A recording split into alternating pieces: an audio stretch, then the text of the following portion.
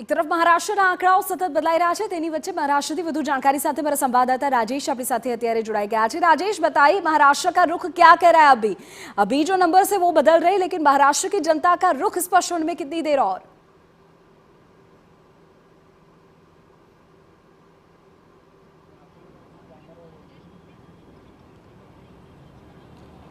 देखिए, थोड़ा इंतजार करना पड़ेगा कि नतीजों का जो ट्रेंड अभी दिखाई दे रहा है, अगर ये आगे भी बना रहा तो निश्चित तौर पर एनडीए को, जिस तरह से एग्जिट पोल में महायुति को एक कह सकते हैं कि बड़ी लीड दिखाई दे रही थी, लगभग 150 से 170 सीटें मिलते दिखाई दे रही थी, लगभग उस आंकड़े तक एनडीए पहुंच सकती है, क्योंकि अभी जो रुख है, अभी जो ट्रेंड आ रहे हैं उसमें 100 के आंकड़े को एनडीए पार कर चुका है।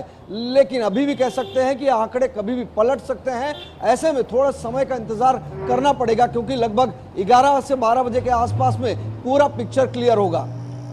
बिल्कुल राजेश, ये भी जानना चाहेंगे, हालांकि मुंबई से बात कर रहे हैं, मुंबई का जो पूरा जोन है वहां पे 36 सीट्स है, और वहां पे एग्जिट पोल जो उसके मुताबिक बात की जाए तो महायुति कहीं ना कहीं लीड करती नजर आ रही है। आपके पास क्या कुछ खबर अंदर की?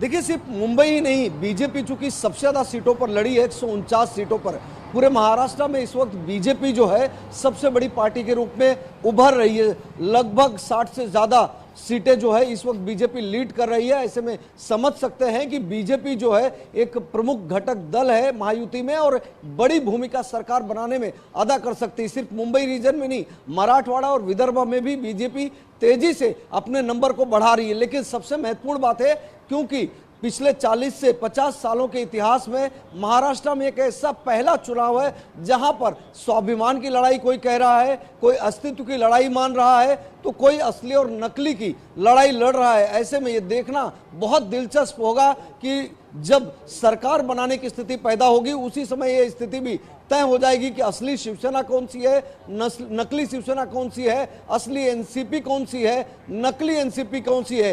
क्योंकि अगर इस बार के चुनाव में उद्धव ठाकरे एक अच्छा नंबर नहीं ला पाते हैं तो कहीं ना कहीं भविष्य के लिए भी उद्धव ठाकरे की राह मुश्किल होगी, साथ साथ में शरद पवार की भी राह मुश्किल हो सकती है। क्योंकि जिस तरह से इनकी ही पार्टी के नेताओं ने विद्रोह करके पार्टी को पूरी तरह से तोड़ा, उनके 40 से ज्यादा विधायकों को लेकर वो बीजेपी के खेमे में चले गए, सरकार बनाए, और 2.5 साल से जिस तरह से सरकार का कामकाज रहा, उसको कहीं ना कहीं कह सकते हैं कि अभी तक रुझानों में ये चीज नजर आ रही है। तो फिलहाल स्थिति जो है, अभी तक के जो आंकड़े हैं उसमें एनडीए को एज जरूर है, लेकिन ये आंकड़े कभी भी पलट सकते हैं, क्योंकि अभी ईवीएम की जो काउंटिंग होती है वो राउंड दर राउंड कहीं ना कहीं बदलती भी रहती है। तो 12 बजे के आसपास में पूरी स्थिति क्लियर होगी। बिल्कुल, और राजेश, ये भी हमने देखा कि पिछली बार जो हुआ, और पूरा का पूरा जो ग्रुप है वो पूरा खेमा बदल रहा है। 120 से ज़्यादा, जो मेरे जानकारी में है, 120 से ज़्यादा का एक बागी जो विधायक रहे थे, और उन्होंने कहीं ना कहीं अपना जो पार्टी वो चेंज किया, यहाँ से वहाँ तक गए। तो क्या उनके ऊपर नज़र बनी रहेंगी? क्या किंग मेकर इस बार कौन होगा? क्योंकि उनको भी नहीं पता है रिजल्ट के बाद किस तरफ जाना है, क्या डायरेक्शन रहेगा, क्योंकि नज़र तो हर किसी के सीएम के चेयर पे ही है।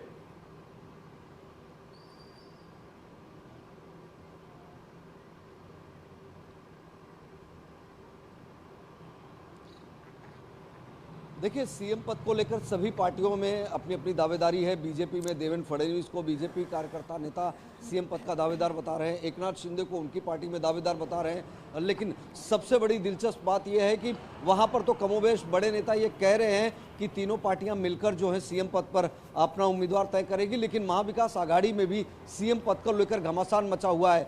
दरअसल अब उद्धव ठाकरे के घर के बाहर मातोश्री पर भी इस वक्त मैं मौजूद हूँ। यहाँ पर भी उद्धव ठाकरे के भावी मुख्यमंत्री वाले पोस्टर लग गए हैं। नाना पटोले को भी सीएम पद की रेस में माना जा रहा है। एनसीपी शरद पवार ने अपने पत्ते खोलने नहीं है, हालांकि वो कहते रहे, पूर्व में उन्होंने बयान दिया था कैंपेन शुरू होने से पहले कि उन्हें सीएम पद को लेकर कोई दिलचस्पी नहीं है। लेकिन सुप्रिया सुले से लेकर जयंत पाटिल तक का नाम सीएम पद की रेस में चल रहा है। लेकिन सबसे बड़ी बात यह है कि सीएम कोई भी बने, बड़ा सवाल यह है कि जो निर्दलीय है, जो छोटे पार्टियां हैं वो एक बड़ी भूमिका महाराष्ट्र में लंबे समय से अदा करती आ रही है। जब महाविकास आघाड़ी को तोड़ा था एकनाथ शिंदे ने, कह सकते हैं कि उद्धव ठाकरे की पार्टी शिवसेना को तोड़ा था, तो 40 विधायक शिवसेना के साथ गए और 10 विधायक एकनाथ शिंदे के साथ में निर्दलीय भी गए थे। तो 50 से ज्यादा विधायकों को लेकर एकनाथ शिंदे ने पार्टी तोड़ी और उसके बाद में बीजेपी के खेमे में गए। साथ साथ में जो छोटी पार्टियां हैं, इस बार एमएनएस पर भी नजर है, कुछ सीटें एमएनएस भी जीत सकती है क्योंकि अमित ठाकरे भी लीड कर रहे हैं। इसके अलावा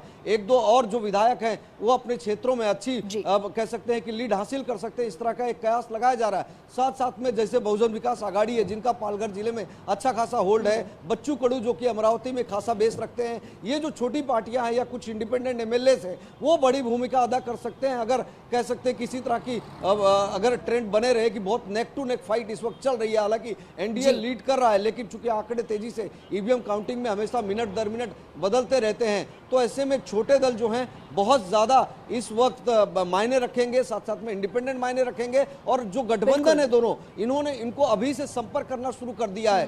कांग्रेस ने तो अपने नेताओं को लेकर खेमेबंदी भी शुरू कर दी है। जानकारी के मुताबिक हेलीकॉप्टर और प्लेन तक बुक कर लिए गए हैं। तेलंगाना या फिर कर्नाटक में उन्हें शिफ्ट किया जा सकता है। कर्नाटक के जो गृह मंत्री हैं जी परमेश्वर, इस वक्त तो मुंबई भी पहुंच रहे हैं, लगभग 9 बजे के आसपास में मुंबई में दाखिल हो जाएंगे, इस तरह की जानकारी दी गई थी। बिल्कुल।